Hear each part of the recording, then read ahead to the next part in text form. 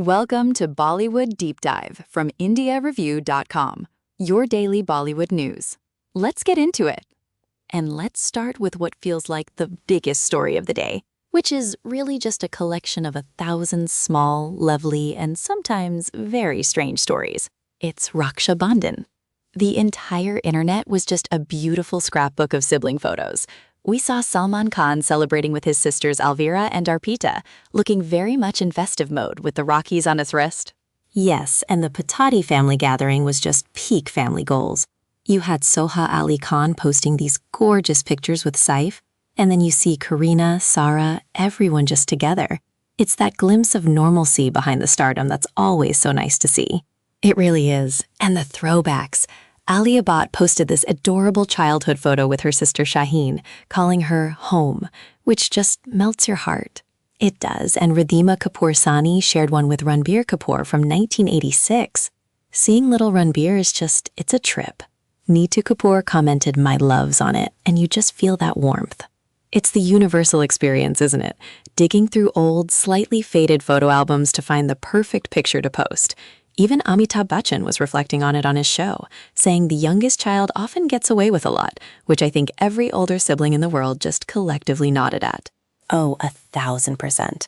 My younger brother could have committed a felony, and my parents would be like, well, you probably provoked him. Exactly. But amidst all this lovely familial warmth, a bit of a storm was brewing. A very, very odd storm.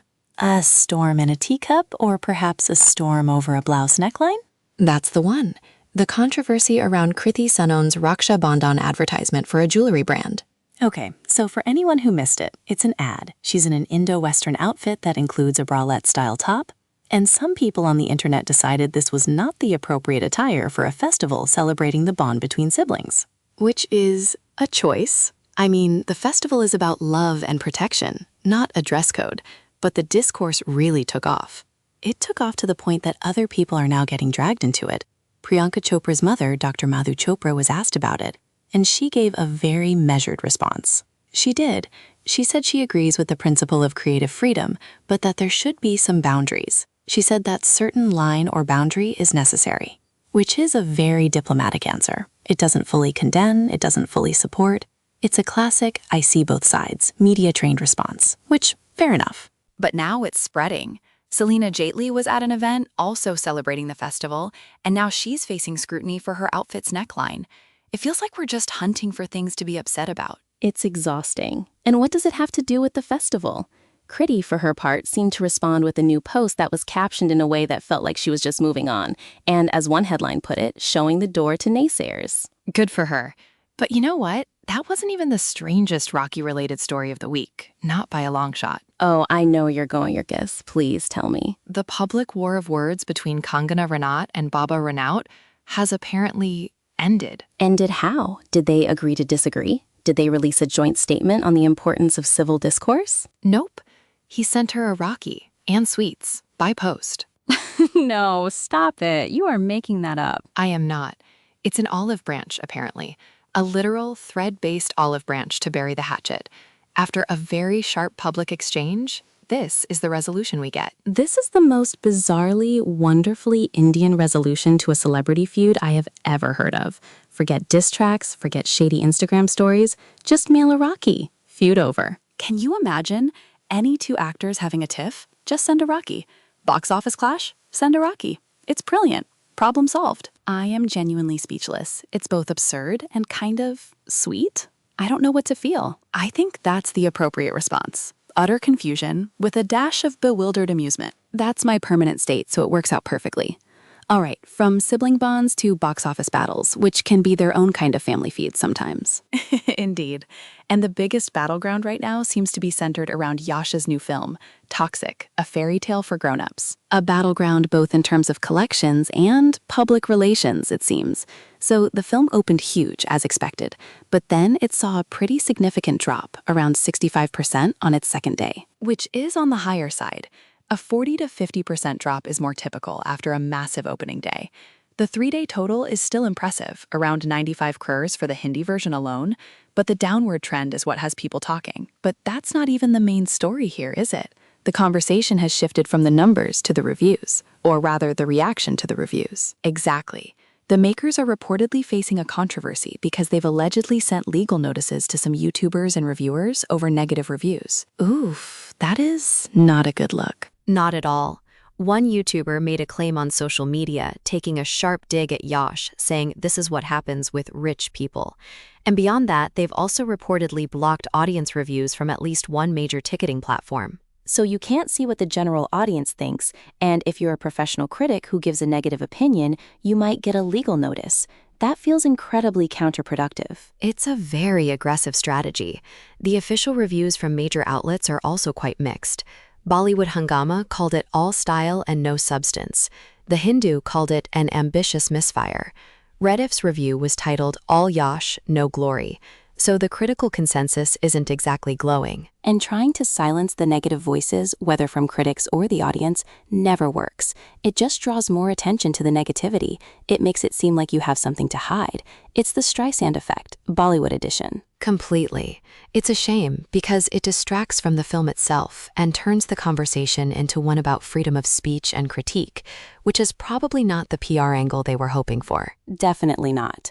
But while one big-budget film is struggling with its narrative, another, much smaller film is creating a miraculous one. Let's talk about Hanuman Ansh. Oh, this story is just incredible. This is a devotional drama that has been quietly building, and in its third week, it saw a 2,155% growth from the previous week. 2,155%? That's not a number, that's a typo. It sounds like one, but it's real. The film is now on track to be a clean hit. It went from making very little to having its biggest day ever on its fourth Friday, collecting over 5 crores in a single day. The total is now over 17 crores. That is the magic of word of mouth. It's proof that if a film connects with the audience, it doesn't matter how big the marketing budget is or who is in it. The audience will find it and champion it. It's the best kind of box office story, and it's a great reminder that you can never truly predict what will work. Absolutely. Elsewhere at the box office, we've got some solid performances. Imran Hashmi's Awara Pun 2 is chugging along, wrapping up its second week at around 29 crores and looking to finish with a respectable total. And down south, the hits just keep on coming. The Nevan Pali and Mamitha Baiju film, Bethlehem Kudumba Unit, is nearing the 50 crore mark in its first week in Kerala alone. Just a massive success. And Ravi Teta's Irmudi is an absolute blockbuster, earning 125 crores worldwide in its first week. The power of regional cinema is just undeniable right now. It truly is. It feels like every week we have a new non-Hindi film that's just shattering records. It's fantastic to see. So, from films currently in theaters to a franchise that might be getting a whole new life. This next piece of news is wild. It is potentially the most unexpected casting news of the year. Producer Ramesh Tarani is reportedly planning a reboot of the Race franchise. Okay, I'm listening. The first two were iconic for their twists, their music, and their complete disregard for logic. The third one was also a movie. So, who are they looking at for the reboot? Get ready for this. The people he is in talks with are Amar Khan, Siddharth Malhotra, and Tiger Shroff. I'm sorry, I think the line broke up. Did you say Amar Khan for Race? Mr. Perfectionist? The man who makes one film every 3 years? In the Race universe? That is correct. Not only is he in talks, but the report from Pinkvilla says he has liked the idea and is now working closely with the writers on the script. Wow, I don't even know how to process this. Siddharth and Tiger I can absolutely see. They fit that slick action hero mold perfectly. But Amar? What role is he even playing? The super intelligent brooding mastermind whose plans have plans? That's what I'm picturing. The reports say they're envisioning a fresh, large-scale thriller, and Vijay Krishna Acharya, who directed Doom 3, is set to direct, so the Amar connection is there. That makes a little more sense. Okay, I'm trying to wrap my head around this. Amar Khan, Siddharth Malhotra, and Tiger Shroff. In a movie about betrayals, fast cars, and at least one scene where someone reveals they were secretly working with someone else all along, possibly while wearing a fake mustache. The fake mustache is non-negotiable, but it's still a ways off. Amar is busy with Lalkara and apparently 3 Idiots 2 first, but just the idea of this cast is fascinating. Fascinating is the word. I am officially intrigued. And while we're on the topic of future projects, it seems Ranveer Singh is going to be very, very busy. Extremely busy. Director Aditya Dar shared a still from their upcoming film Dhurandhar to mark Raksha Bandhan, a really heartwarming picture of Ranveer with his on-screen sister. That film is hotly anticipated. And we also got the news that Kalyani Priyadarshan had to skip her Onam celebrations at home because she's currently shooting for Pralay, which also stars Ranveer Singh. He's cornering the market on massive action films. Good for him. And speaking of major stars and interesting roles, Akshay Kumar has been talking about his next project, Haiwan. Yes, and this sounds like so much fun. He's playing the villain opposite Saif Ali Khan, who is the hero. A reunion. A reunion and a role reversal. Akshay described his character as unapologetically evil and said it's a huge relief to play a villain because they get to have all the fun and create trouble for the hero. I love that. I miss the era of the pure, unapologetic villain. Not a complicated anti-hero with a tragic backstory, just a guy who loves being bad. And seeing Akshay and Saif on screen together again, but in this dynamic, sign me up. It feels very 90s in the best possible way. Just clear-cut hero versus villain. Lots of action and hopefully some great one-liners. Yes, let's move from the fictional worlds they're creating to some very real and personal stories from the stars themselves. And we'll start with some happy news. Samantha Ruth Prabhu, who is expecting her first child with her husband Raj Nidimoru, has been sharing a bit about her journey. She has. She did an Ask Me Anything session on social media and was very open. She revealed she's gained 11 kilos so far and that she's enjoying this phase with all her heart. She also said she feels empowered and happy and just can't wait to be a mom.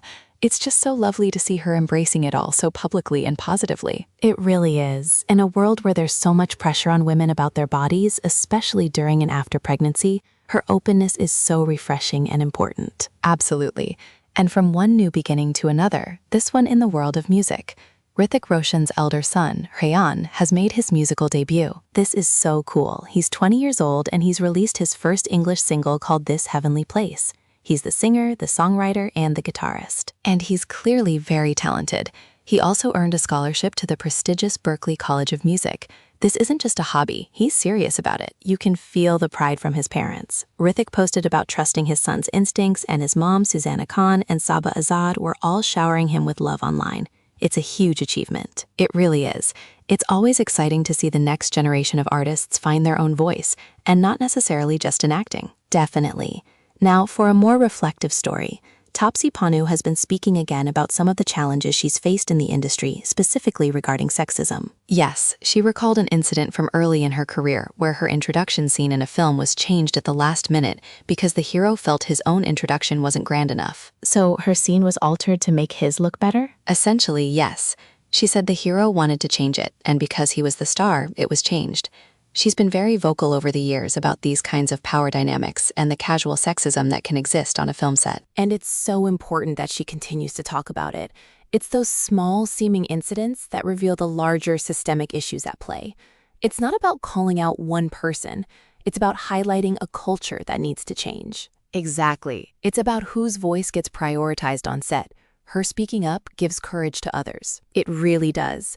And speaking of industry veterans and their experiences, a wonderful story has resurfaced about the late, great Amrish Puri. Oh, this was fascinating. His son, Rajiv Puri, was sharing some memories, and he told a story about his father and the one and only Rajinikanth. Two absolute legends. What happened? Well, apparently, during the making of a film, Amrish Puri felt that Rajinikanth was throwing his weight around and being a bit aloof. And Amrish Puri, being the professional he was, did not stand for it. He walked off the set. Wow, that takes guts. Walking out on a Rajinikanth film. It does. But the best part of the story is what happened next. Rajinikanth realized he had made a mistake. He went to Amrish Puri and personally apologized. That speaks volumes about both of them. About Amrish Puri's integrity and refusal to be disrespected. And about Rajinikanth's humility to recognize his error and make amends. Exactly. It's a glimpse into the professionalism and mutual respect that existed among that generation of actors. It's about conduct. His son also mentioned how actors like Sunny Deol and Ajay Devgan saw his father as a paternal figure. He was clearly a deeply respected man, not just for his talent, but for his character. What a legacy to have. It's more than just the rules you play, it's about how you carry yourself in the industry. That's a story I won't forget. Me neither. It's a perfect note to reflect on as we wrap up another week. From Rocky celebrations and controversies to box office miracles and missteps, and a look at the future with some massive casting news. It's never a dull moment. Never. And it's always a pleasure to break it all down with you. Likewise. I'm still not over the Baba Ramdev Rocky, though. I think that might be my story of the year. It's certainly a strong contender. I don't know how anyone tops that for sheer unexpectedness. You just can't script this stuff. Bollywood is and always will be more dramatic and entertaining off-screen than on. You said it. And on that note, I think we are all caught up. Until next time, headlines to heartbeats tuck. You've been listening to Bollywood Deep Dive from IndiaReview.com. Come back tomorrow. Namaste.